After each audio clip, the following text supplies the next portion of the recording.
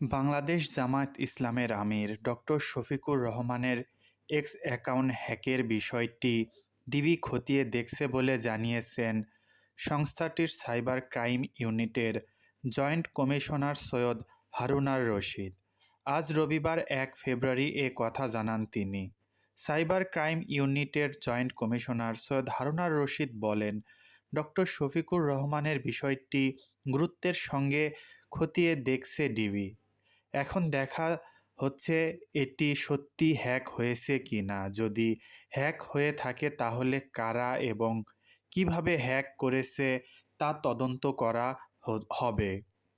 এর আগে গতকাল শনিবার ৩১ জানুয়ারি জামায়াতের আমির ডক্টর শফিকুর রহমানের এক্স হ্যান্ডেল থেকে একটি পোস্ট ভাইরাল হয়।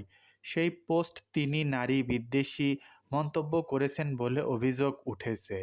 পরে দলটির নির্বাচন পরিচালনা কমিটির সদস্য ও ছাত্র শিবিরের সাবেক সভাপতি সিরাজুল ইসলাম শনিবার রাতে দাবি করেন, এদিন বিকেল ৪টার দিকে হঠাৎ করেই হ্যাক হয় জামাতের আমিরের ব্যক্তিগত এক্স অ্যাকাউন্ট। এর কিছুক্ষণ পরেই ৪:৩০টার দিকে আইডি থেকে একটি নারী অবমাননাকর ও অপ্রত্যাশিত পোস্ট করা হয়। জানা যায়, আইডি হ্যাক হওয়ার এ বিষয়টি নজরে আসতেই দলের সাইবার টিম আইডি উদ্ধারে কাজ শুরু করে এবং বিকেল ৫টার পর অ্যাকাউন্টটি পুনরায় নিয়ন্ত্রণে নিতে সক্ষম হয়।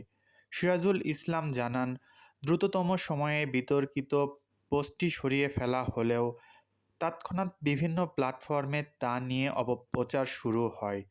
এ ঘটনায় হাতিরঝিল থানায় একটি সাধারণ ডায়েরি করা হয়েছে বলেও জানান তিনি।